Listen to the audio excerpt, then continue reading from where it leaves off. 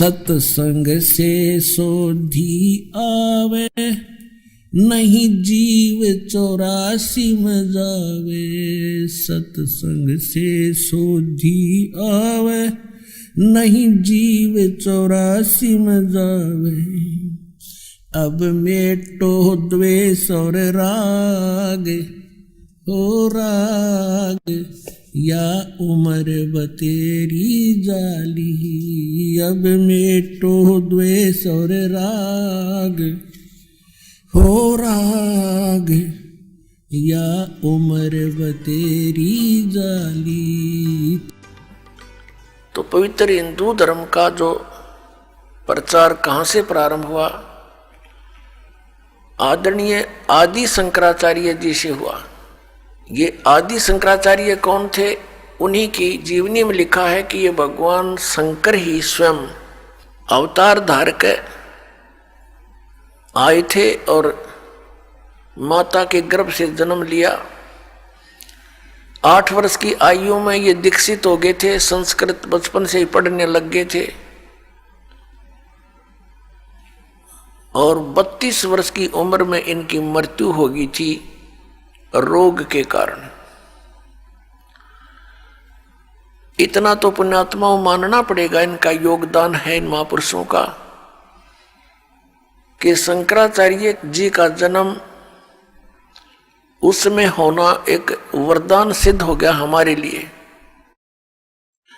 क्योंकि उस समय बौद्ध धर्म का बहुत प्रचार हो रहा था और शंकराचार्य जी ने बौद्ध धर्म का उसका विरोध किया था ज्ञान से, झगड़े से नहीं,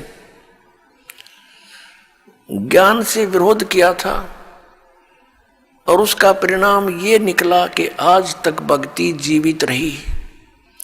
यदि बौद्ध धर्म फैल जाता भारतवर्ष में तो पूरा भारतवर्ष नास्तिक हो जाता।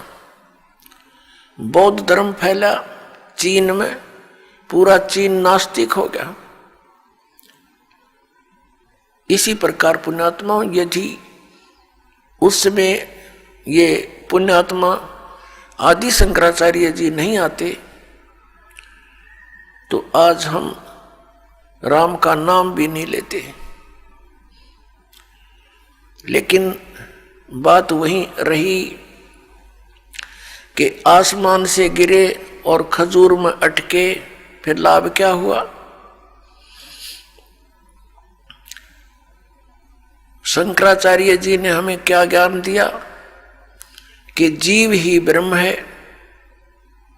फिर दूसरा ज्ञान क्या दिया कि श्री शंकर भगवान परमात्मा है, विष्णु भगवान परमात्मा है, शिव भगवान परमात्मा है, ब्रह्मा जी परमात्मा है। ये अविनाशी हैं, इनकी जन्म मृत्यु नहीं होती। और ये इनके आदरणीय शंकराचार्यों के ये पूज्य इष्ट भी हैं, रामकृष्ण, श्री कृष्ण और भगवान विष्णु, भगवान शंकर आदि। ब्रह्मा जी की तो पूजा ये करते नहीं। आज का जो सत्संग आपके लिए रहेगा कि सत्संग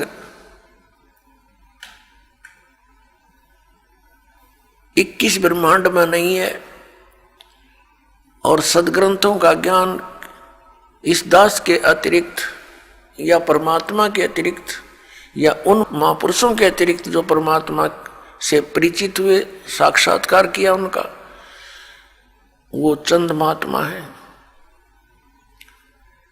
पूरे विश्व में उनके अतिरिक्त पूरे विश्व में ज्ञान नहीं, अध्यात्म ज्ञान नहीं उनको, वेदों और शास्त्रों का ज्ञान नहीं। तो फिर सत्संग खाक करा उनने, उल्टा पाठ पढ़ा दिया।